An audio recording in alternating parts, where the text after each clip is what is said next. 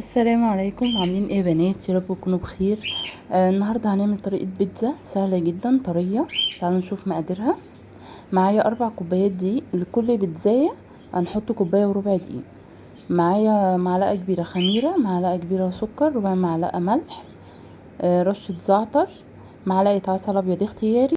معايا بقى كوبايتين ميه للعجن، حطيت كوبايه دلوقتي وكوبايه بحطها بالتدريج.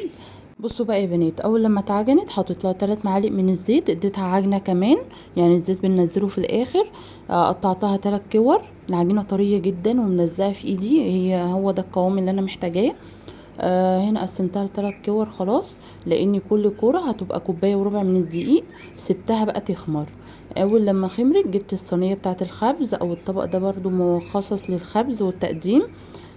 فانا جبتها فردتها من جوه لبره، عملت لها اطراف زي الطبق كده بالظبط. خرمتها بالشوكه. حطي بقى الحشوه اللي انت عايزاها.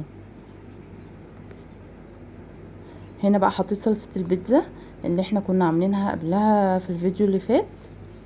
بحط بقى الحشوه اللي انا عايزاها. كل الحشوات اللي تحبيها حطيها، اي حاجه بقى بدعي في الخطوه دي. حتى لو عندك بواقي تلاجة هتعملي لها اعاده تدوير، وتعملي مثلا كوبايه وربع دقيق وبتزاي وخلاص كده. هحط جواها الحشوات اللي عندي في التلاجة. هنا بقى انا ما بحطش الجبنه دلوقتي خالص، انا بدخلها الفرن على درجه حراره عاليه جدا، تكون الفرن شغاله قبلها مثلا بنص ساعه، ويكون الشبكه بتاعه الفرن واطيه شويه لتحت، بحيث ان هي تسويها بسرعه. انا اول لما بتاخد معايا لون احمر من تحت خلاص انا بطفي عليها، يعني بحط لها بقى رشه الجبنه وهي في الفرن. اول لما بتاخد لون من تحت وبسيبها دقيقه بالظبط، الجبنه بقى تسيح، روح مخرجاها. هي كده بقى بتبقى جهزت معايا، يعني خلاص انا مش مضطره ان انا اخليها تستوي من فوق ومن تحت. هي يا دوب بتاخد لون من تحت تعرفوا ان هي استوت.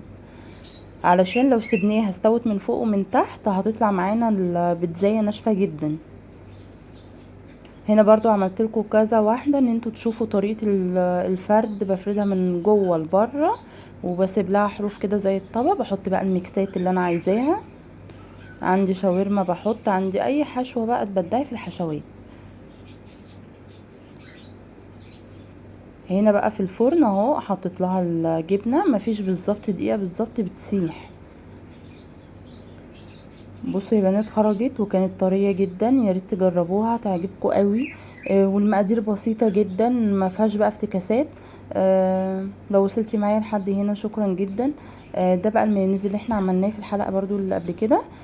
وبصوا قوامه بقى حلو قوي لما قعد في التلاجة، وجميل بصراحه.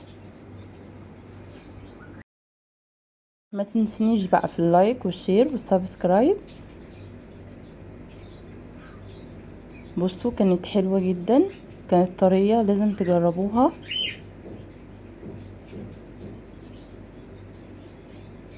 انا هنا كنت بوريكم هي قد ايه طرية بصراحة.